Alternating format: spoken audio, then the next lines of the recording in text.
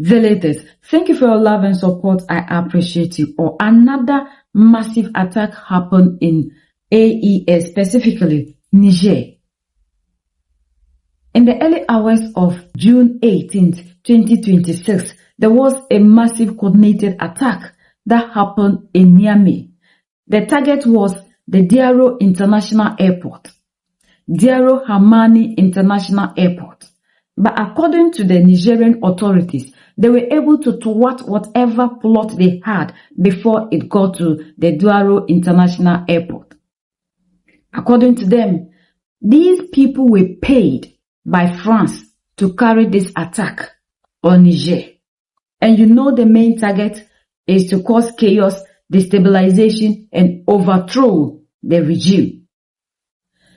But the authorities of Niger are saying that they were able to neutralize the plan, neutralize the attackers, and arrested some people. They are also urging the general public to remain calm. The situation is under control. And then they have to also support the military in taking care of Niger's security. So they should report any suspicious activities. They are also telling the international bodies that the situation is under control and then the airport remains open. The main target is the international airport. Why? Because the uranium that they were trying to stop Niger from selling is hiding in that airport. Statement from the Ministry of National Defense.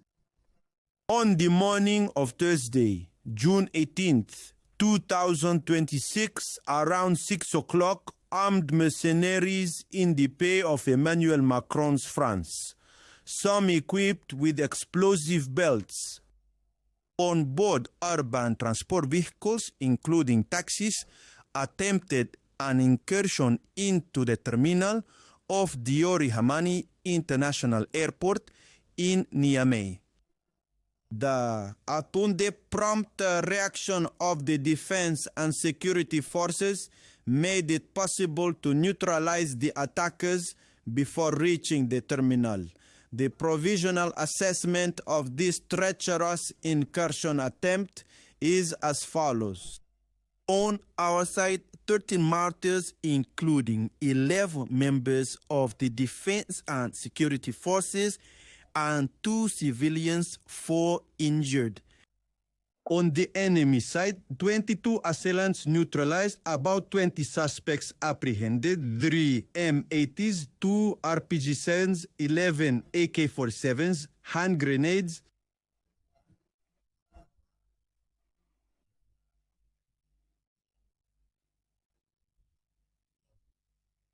80 loose cartridges, 44 loaded AK-47 magazines, 3 M80 belts with more than thousands of cartridges, 13 magazine pouches, 7 portable VHF radios,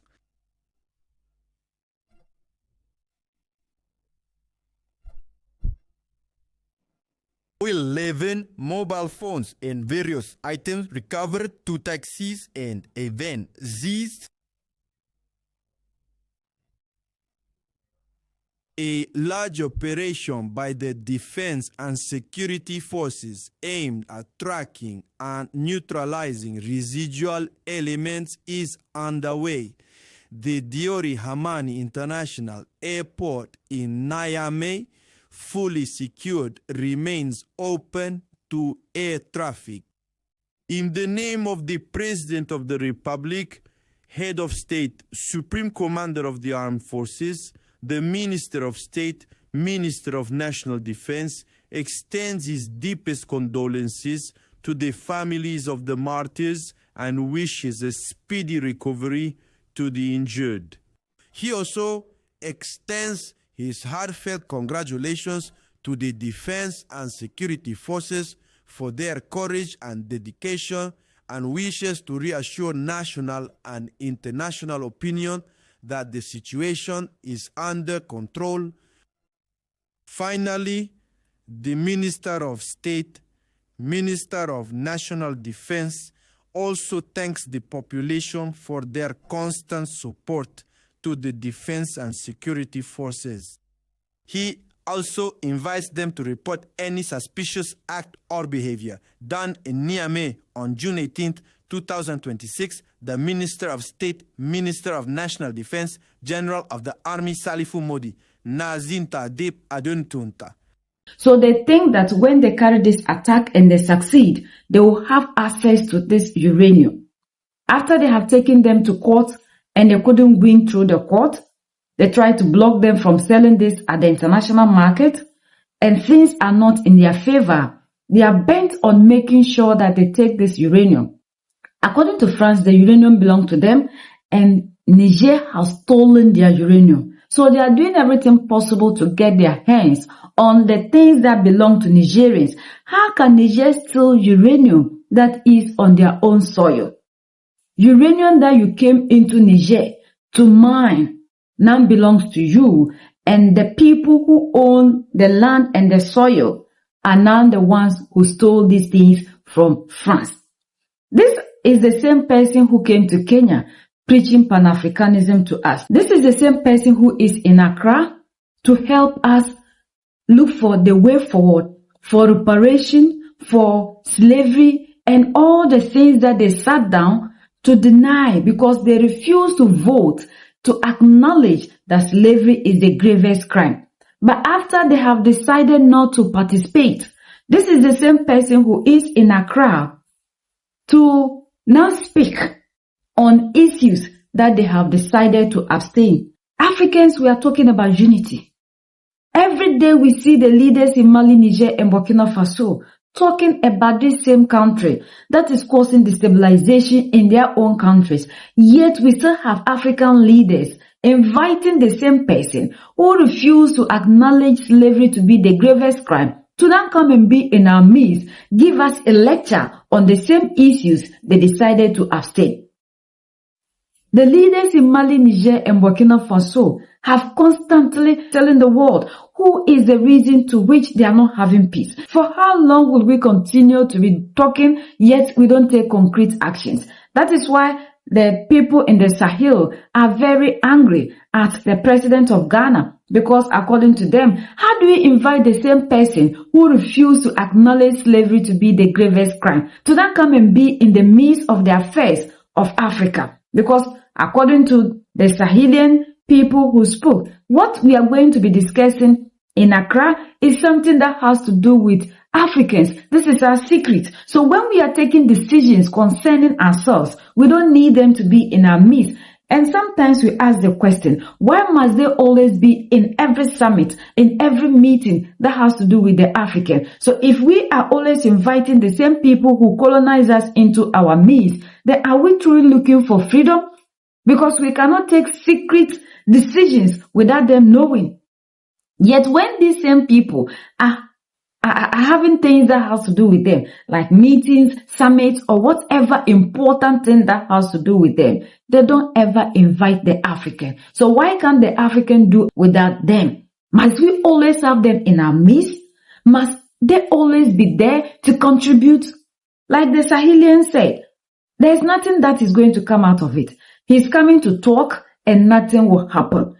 An attack is happening at the same time that we are having a summit that Emmanuel Macron is in the midst of it. And we have an attack on Niger that Macron is in Accra participating in an African affair.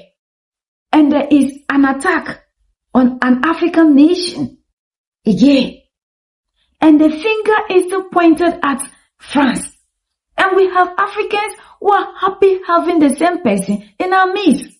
But the leaders in Mali, Niger, and Burkina Faso said they were a step ahead of them and they are prepared to protect their land because the resources in Niger belong to them. Niger cannot be giving Europe energy while they sleep in darkness.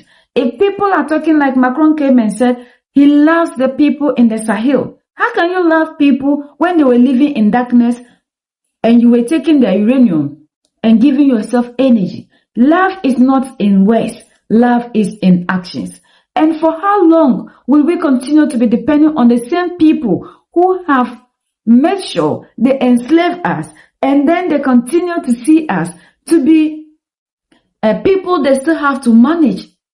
Like one time, the ECOWAS chairperson said that we are like a company that people are managing, but that time has come to an end. But we don't see it coming to an end because the people are still doing everything possible to bring us back to that rule whereby they will continue to take care of us, decide our affairs in this 21st century. So why do we say we are independent when we cannot manage our own affairs in this 21st century? We are grateful and happy that the leaders are able to thwart whatever plot that were coming their way. The time for us all in Africa to unite is now. We are the only ones that can set ourselves free. United we stand, divided we fall. And united we keep standing forever and ever. The greatest enemy of the African is mental slavery. So let's decolonize ourselves from mental slavery. Let's keep sharing to educate our brothers and sisters. Together we make Africa great for ourselves and the next generations that are going to come. So that's the latest around the world in Africa, West Africa, and in Niger.